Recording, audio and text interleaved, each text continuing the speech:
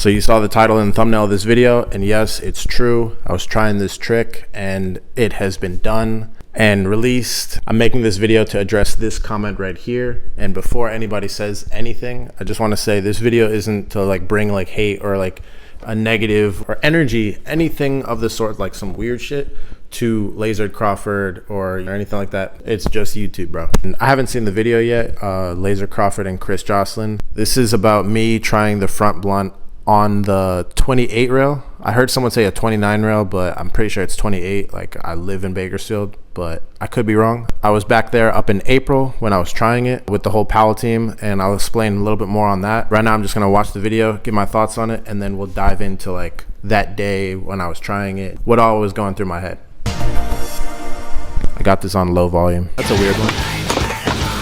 But no second angle on that? Tall rail, and then the freaking crosswalk shit at the end. Perfect tracing, though. Yeah, you gotta play that again. Second angle. Front shove out of a back Smith on a down rail. Handrail.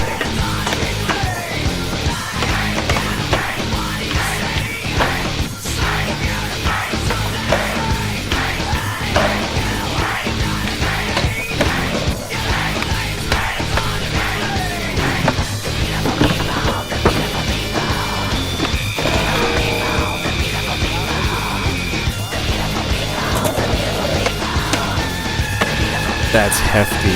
That's freaking hefty, yo. Hefty. That alone right there is the ender. But he's got another ender. There it is. Yup. Judging by the background, it looks like he probably got this in like November. That was sick. That was freaking sick.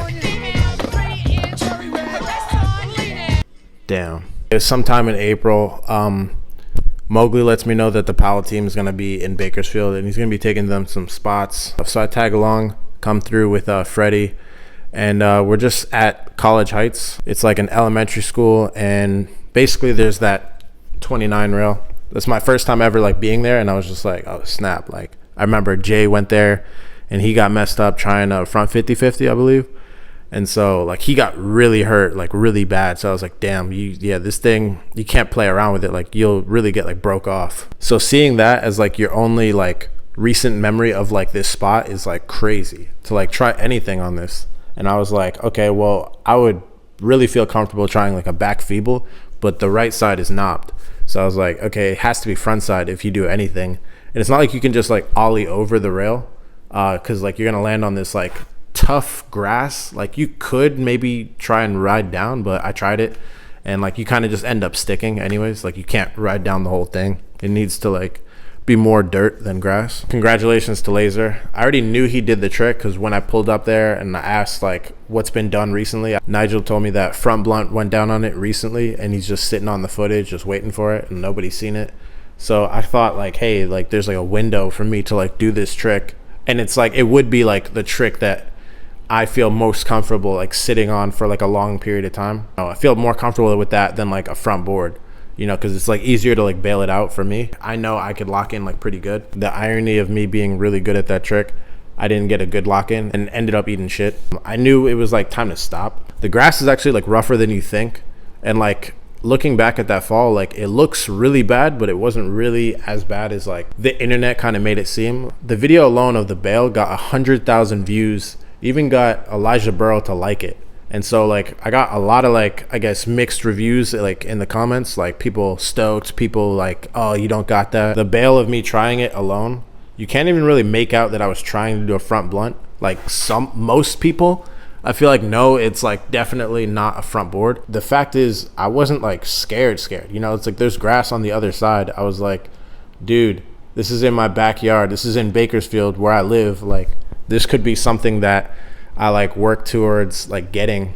If I'm like nowhere close, like it could be cool like documenting like my journey trying to get closer to landing this trick. It got released in the Dan video and then Nigel's video. I got to see Nigel's perspective, how I like got hung up on the front blunt. Like my truck just didn't make it over. I just need to pop higher or get on the rail sooner. In my head, I was like, okay, like I could go back, I should go back. But it's like with these street spots and stuff, NBDs, you gotta know that like other people are gonna want it just as bad as you do. This whole video isn't to say like, oh, I could have did that, it should have been me. It's really just like I saw something that seemed impossible from like everybody else, and something that like I wasn't really scared to like do or try, that I thought I could do. You know what I mean? That I don't know for sure if I could do it, but I'm willing to take it there. And like, bro, if I released that clip, if I actually got it, I sound like Could Have Been Records with Drewski. If I would have got that trick, that would have definitely set me apart from like a lot of people. The next craziest thing that I've done on like a down rail or like stairs like that is like the crook on NMB, which I haven't released that in my part yet, but just know like I'm gonna put together like a street part where you guys could actually see my skating in a formal, you know, medium, instead of just like releasing clips on Instagram. I feel like the internet has changed in such a way where like people don't like to wait for video parts because other people might do their trick, and this is like a perfect case right here. Like if I had did that trick, would I have sat on the footage? I don't know. I think I would have like released it. I think I would have released it and then released it in a video part, because it's like nobody's gonna know who I am, for one, and two, when I put it out, nobody's gonna even see it when it's out on YouTube for like weeks, for months. You know what I mean? It's like it's better to just hit the internet immediately after you did it. Whether you guys think I could actually do the trick or not, I was just really actually surprised that a lot of people were like for me trying the trick and like not trying to like hate on the progress, because it's kind of like I guess taboo to like show your bails on like a street clip. Like they'd rather just see the make, so just why'd you even show us that? But we're in the age of like social media, and I'm a content creator. Like I'm not identifying as like a pro skater, so it made sense to just post my bail, especially if Dan released it in his YouTube video. I was like, let me post it also, you know, like hard post and everything. Like people were mad that it was a hard post, but it's like, dude, what have you ever tried that was like bigger than yourself? And that's what it felt like for me, something that was bigger than myself that I wasn't sure if I could do, but you know, I'm gonna try it anyways and like take the repercussions with it. And I just feel like, you know, now that this has happened, it's like, okay, cool, I can kind of let go of that trick. You know, it's nothing that I need to like prove. It's been done. Solid dude, solid style. All this means is I gotta find a different ender for my street part that I've been teasing for like the last like 3 years. I'm not trying to be on no, I would still do it, but like he already did it, so I'm not gonna do it. It's like